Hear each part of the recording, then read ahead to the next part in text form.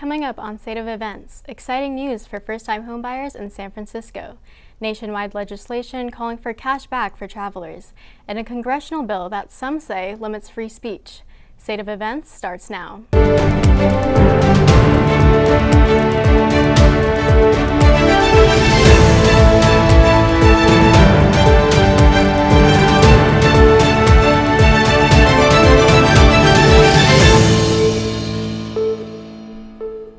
Good evening, I'm Paula Sibulo and welcome to State of Events. First up tonight, buying a house and paying off the loans may become easier for new homebuyers. The San Francisco Board of Supervisors passed a law in March to create the Forgivable Loan for First-Time Homebuyers program. This program offers financial assistance for low to middle income communities with the possibility of mortgage loan forgiveness. Myrna Melgar was one of the 9 supervisors who voted yes in a 9-1 vote.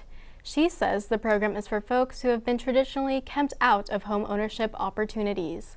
When you don't have parents who own a home or who can tap into the equity to help you with a down payment, it just makes it more difficult over time for generations later, even if, legally we are no longer in a time when people are discriminating anymore. It's just that much more difficult to achieve what other folks achieved generations ago. If Mayor London Breed approves, the law is set to be effective 30 days after she signs. But homebuyers aren't the only ones who might be getting refunds.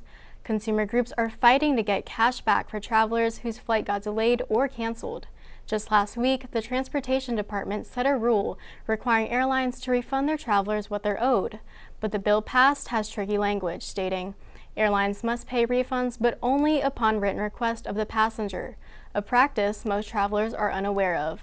Consumer advocates continue to push for other changes like this, including minimum seat sizes and government-regulated fees. More on legislation, the House of Representatives passed a bill that some say limits free speech. The new bill expands the definition of antisemitism to include the targeting of the State of Israel, a response made on Wednesday to the recent wave of campus protests over the Israel-Hamas war. Critics say political speech should be protected in schools. Advocates of the bill say it's crossed the line to hate speech territory. If passed by the Senate, the bill will be signed into law. Now turning to campus news, while others snoozed, many San Francisco locals were up and active early Saturday morning. SF State's Paula Sibulo has the story.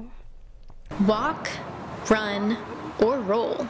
Either way works for this event.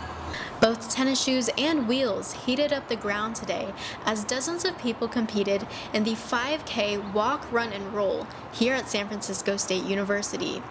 Organized by SF State's Campus Recreation Group, this race marks their 11th year of hosting this annual event. Campus Recreation staff member Sachi Sakamoto says this is an event for the community to come together in an inclusive way. There's students that come, but then I also see families come, and I like that we have the different walk, run, or roll, so that kind of opens it up to more people, not just runners. Vanessa Campos, competing in the walking group, is a former cross-country runner. She says she hopes to get back into the active routine through 5K events. My goal is just to have fun and get back into fitness. Participators started from the Cesar Chavez Student Center following 3 laps around campus. Prizes were given out to the winners in each of the 3 competing groups. A family of 3 dominated the event, earning 1 second place and 2 first place medals. They say preparation was their key to success. Good night's sleep last night? Get 3 games.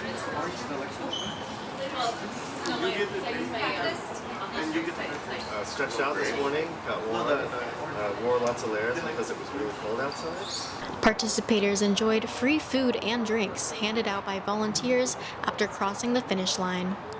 Campus Recreation holds events every week centered around health and wellness. Their next 5K is set to be in April of 2025. This is Paula Sibulo for SF State. Coming up after the break, a local author brings bedtime magic to the outer sunset, so stick around. Welcome back to State of Events. To end the night, we have a Bay Area children's author who came to the outer sunset to debut her new work on Saturday. Over 20 people packed this patio behind Blackbird Bookstore to hear author Stephanie Wildman's new bedtime story, Breath by Breath. It tells a tale about 2 kids learning to use body exercises to fall asleep.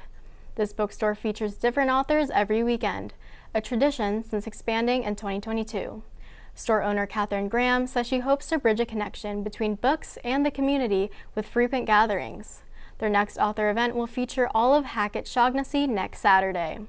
Well, that's all for our show tonight. Thanks so much for joining us. For State of Events, I'm Paula Sibulo. Have a great night, and we'll see you next time.